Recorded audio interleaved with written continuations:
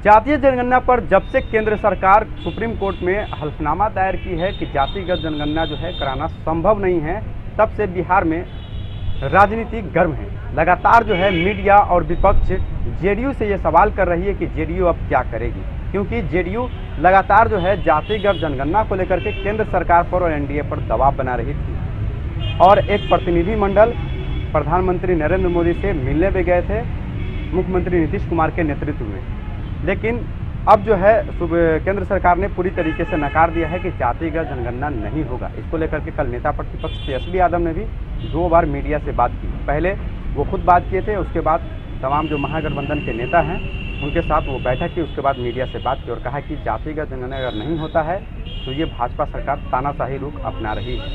इसी क्रम में आज जेडीयू के संसदीय बोर्ड के अध्यक्ष उपेंद्र कुशवाहा अपने बिहार यात्रा पर निकलने से पहले मीडिया से बात की और कहा कि पूरे देश स्तर पर जातिगत जनगणना जो है होना चाहिए।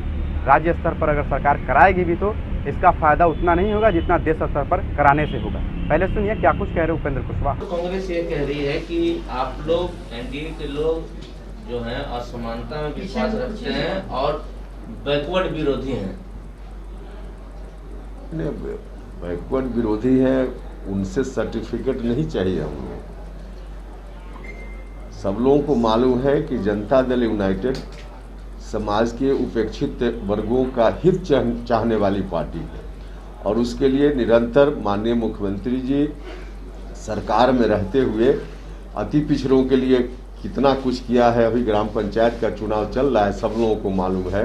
जब उनका शासन था तो एक पंचायत का सदस्य नहीं बन सकता था, जिसको मुख्यमंत्री जी ने अधिकार देकर जिला परिषद का अध्यक्ष बनाकर कलेक्टर के सामने कुर्सी पर बैठाने का काम किया है। तो हर तरह से पिछड़ों के लिए, दलितों के लिए जितना कुछ हमारी सरकार कर रही है और पार्टी भी उसी से उन्हीं सिद्धांतों को लेकर चल रही है, तो उनके सर्टिफिकेट की जरूरत नहीं है। सर, जातीय जनगणना को लेकर आप लोगों ने आंदोलन चलाया था, बड़ा कैंपेन चलाया था, लेकिन कल जिस तरह से बीजेपी के प्रदेश अध्यक्ष ने साफ तौर पर मना कर दिया कि नहीं, जातीय जनगणना नहीं हो सकती है, जातियों की संख्या काफी ज्यादा हो गई। महाराष्ट्र वाले मामले में सुप्रीम कोर्ट में जवाब आया। महाराष्ट्र वाले मामले में जो हाँ, निश्चित रूप से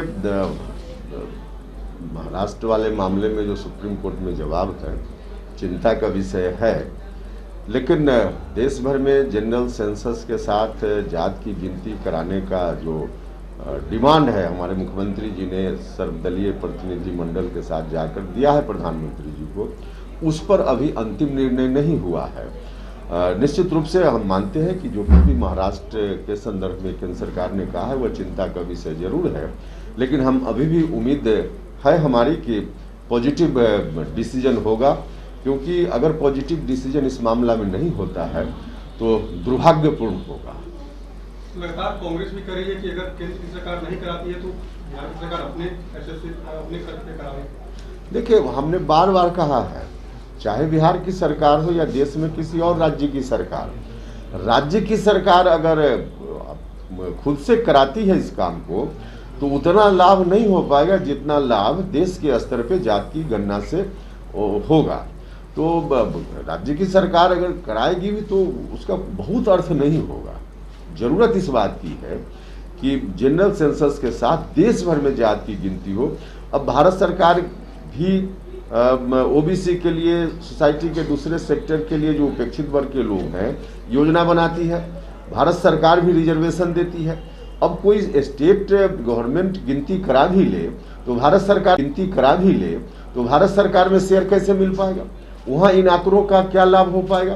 तो मुकम्मल तौर पे जब तक देश के स्तर पर जात की गिनती नहीं होगी तब तक लाभ जितना मिलना चाहिए नहीं मिलेगा, और नुकसान तो रोज हो रहा है। इस नुकसान को रोकने के लिए जरूरी है कि इस बार जात की गिनती होना ही चाहिए। नहीं सर, बिहार विधानमंडल में जब 2 बार इस प्रस्ताव को सर्वसम्मति से पारित कर दिया गया, अब जब बीजेपी के प्रदेश अध्यक्ष संजय सवाल कर रहे हैं कि केंद्र सरकार का ही फैसला सही है, तो इसे कैसे देखते हैं? बिहार में बीजेपी फिर डबल स्टैंड ले रही है। देखिए, अभी हम उतनी दूरी तक नहीं सोच रहे हैं। अभी तो हम पॉजिटिव हैं और हम उम्मीद करते हैं कि केंद्र की सरकार पॉजिटिव रिस्पांस करेगी, और कहीं अगर कोई गलतफहमी है तो उस गलतफहमी को दूर कर लेना चाहिए। जो लोग भी हैं उनको और डिसीजन देश के स्तर पर लेना चाहिए। एक बार लगता है कि मिलकर बैठकर बात होना चाहिए इस मुद्दे पर सभी को। नहीं, अगर जरूरत है समझे केंद्र की सरकार या भारतीय जनता पार्टी अलग से, तो निश्चित रूप से बैठकर अगर बात करना चाहे तो बात पार्टी भी कर सकती है, सरकार भी कर सकती है, लेकिन इस पर डिसीजन तो पॉजिटिव होना ही चाहिए। नहीं होगा तो इसका नुकसान देश को हो रहा है और आगे भी होगा। मुकेश सहनी का सर बयान।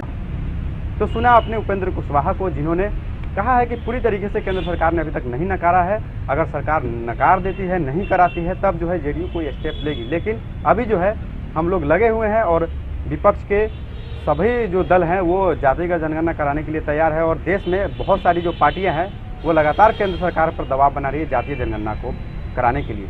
और बात कर ले बीजेपी की, तो बीजेपी के जो पिछड़े तबके के जो नेता हैं वो लगातार कहते आ रहे हैं कि देश में जातिगत जनगणना जो है होना चाहिए।